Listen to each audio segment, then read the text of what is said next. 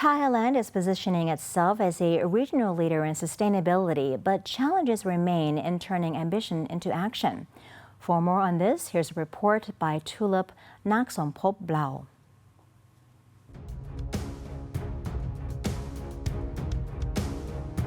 As climate urgency grows, sustainability has moved to the center of global decision-making, with governments, businesses and financial institutions under pressure to turn commitments into action.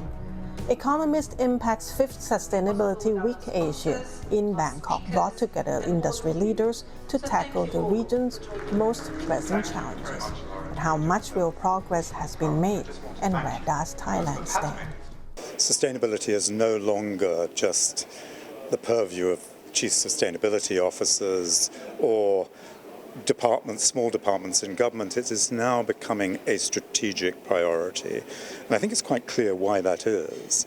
We are increasingly seeing the impacts of climate change, biodiversity loss on the world, and we are now needing to really address this in much more strategic ways than we were before. So sustainability is now part of the real agenda, I think. Thailand is emerging as a regional leader in sustainability, with both the public and private sectors placing it high on the agenda. The government is stepping up efforts to attract green investment while maintaining economic stability. The country aims to reach high income status by 2037, requiring annual GDP growth of around 5%. Research suggests this could be supported by timely climate reforms and investment.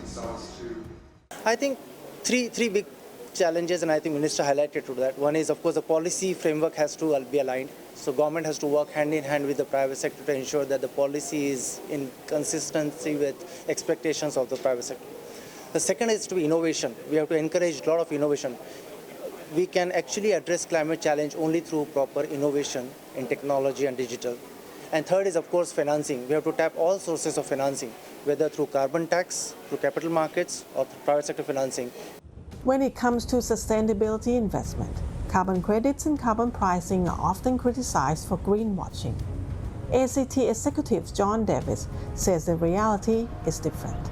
Many companies using carbon credits already have credible net zero strategies, cutting emissions first, then use credits only for the remaining emissions they cannot eliminate.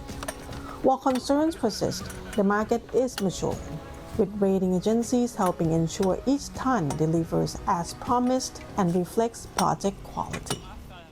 I think Thailand has been very proactive in terms of those communications and signaling what they want to do. It's always difficult to bring in that investment, and what is required is exactly that. The governments to show clear rules and regulations that enable investors, companies such as ours, ACT, to go, that's a real opportunity for us to get involved in the low carbon economy. Mr. Davids admits that from the outside, the carbon market can seem complex and foreign. But once understood, it is becoming more accessible and capable of delivering real impact.